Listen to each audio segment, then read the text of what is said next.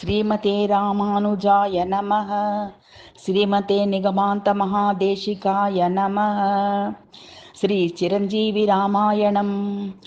पायात् श्रीराब्धिशायी कमलभवनुतः कौसलेन्द्रस्य पुत्रो रामः सौमित्रियुक्तः कुशिकसुतगिरा ताटका प्राणहारी यज्ञं निर्वर्त्य गङ्गासुचरितमुदितः पावयंस्तामहल्यां सीतामुद्वाह्य जित्वापति भृगुतनयं प्राप्य हर्षादयोध्यां श्रीरामं नौमि अभिलषितवरात् खिन्नमालोक्य तातं तद्वाचा त्यक्तराज्यं झटिति वनगतं मैथिली लक्ष्मणाभ्यां स्वर्गस्थे राज्ञशोकात् कृतनुति भरत प्रार्थनात् पाटुके स्वे दत्तास्मै तन्त्रिवृत्त्या स्थितमनुजयुतं सेवितं चित्रकूटे हत्वारण्ये विरादं मुनिनिकरमुदे पञ्चवटम्याम् उषित्वा वैरूप्याचूर्पणख्याः कुपितकरमुखान्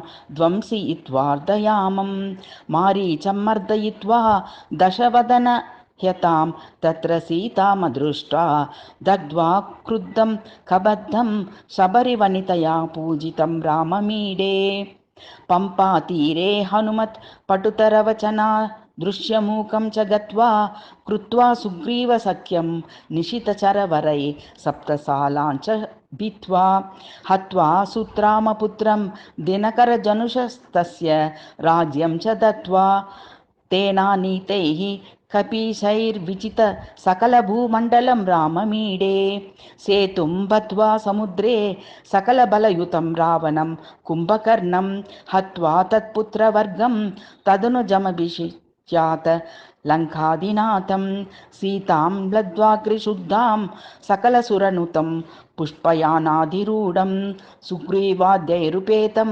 रघुपतिमनिशं प्राप्तराज्यं नमामि। सकृदपि यदि रामेत्युच्चरन् यस्युमर्त्यः सकलदुरितसङ्गैः संयुतो वापि नूनं न निवसति च मार्तुगर्भवासी कदाचित् निवसति हरिलोके नास्ति सन्देहलेशः। इति श्री चिरञ्जीवी रामायणं समाप्तम्।